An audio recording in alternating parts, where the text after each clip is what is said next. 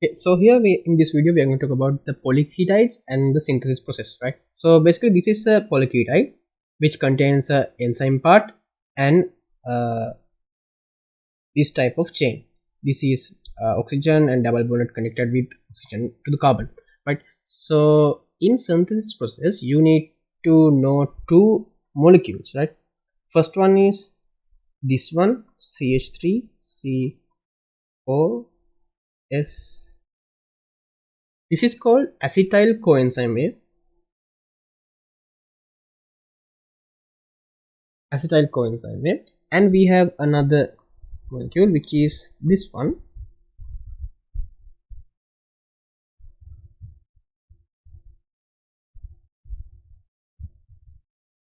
This is called malonyl coenzyme A. Right? Just you just have to know these two molecules. That's all you need. It doesn't have to be have a depth knowledge in these two molecules, just the identification. So let's move into the mechanism. What we have to create is this type of molecule. The length can be different. The length can be different. Okay, so let's move.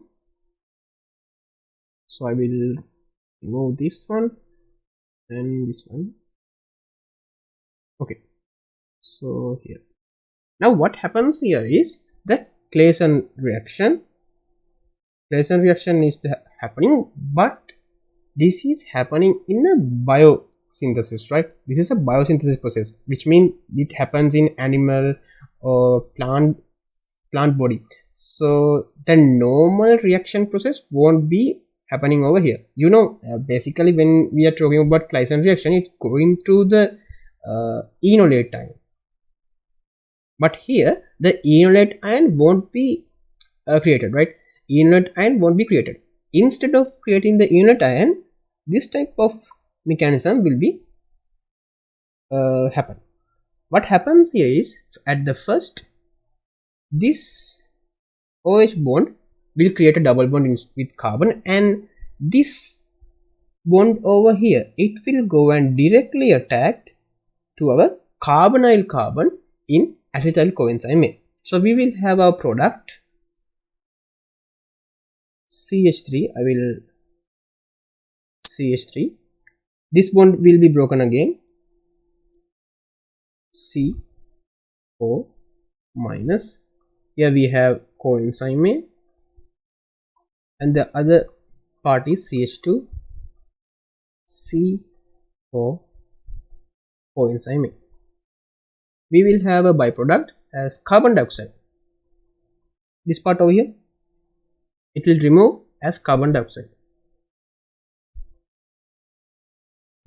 So then this is a Claisen reaction. So instead of go and attack this anion go and attack into a water molecule, this is a good leaving group. So this electron will come here to form the double bond again, and this leaving group will be removed from our original molecule. We will have a molecule CH3 C double bonded O. Here this part now.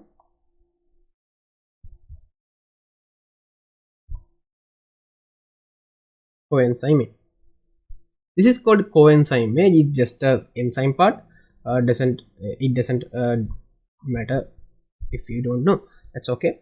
So here we have very similar molecule to our initial polyketide, right? This is a polyketide. As you can see, we can use another malonyl coenzyme A. Here, as we can see, we can use another malonyl coenzyme A to increase the length of our polyketide, right? Here what's happened is, again this bond will go and attack over here.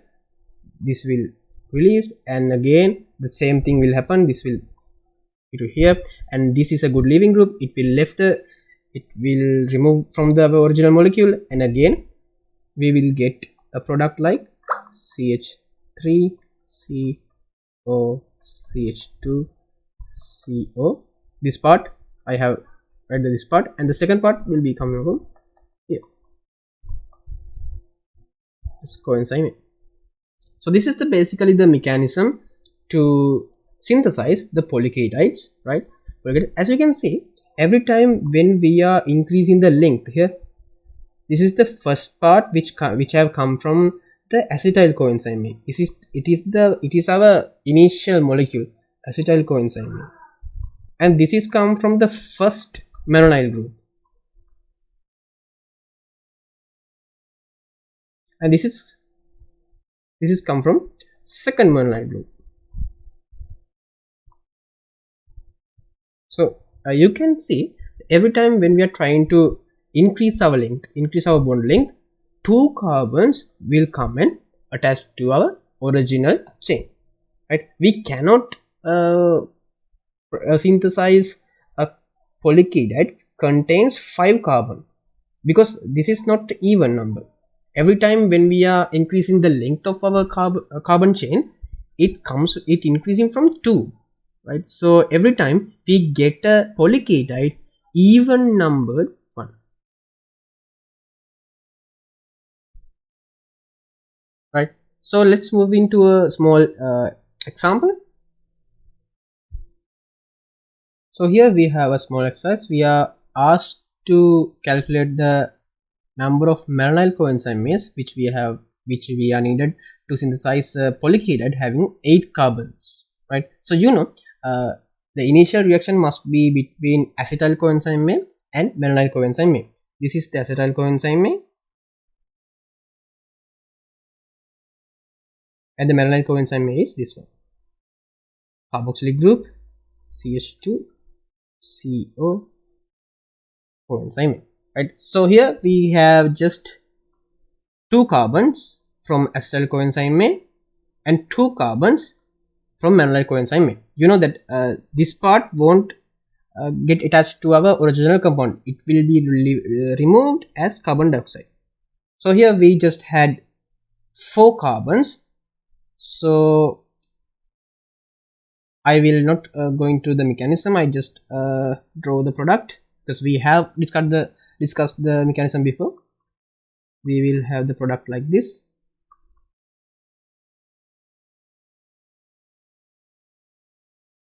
Right.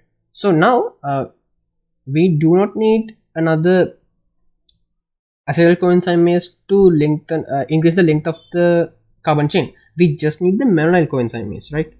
Here we have malonyl coenzyme.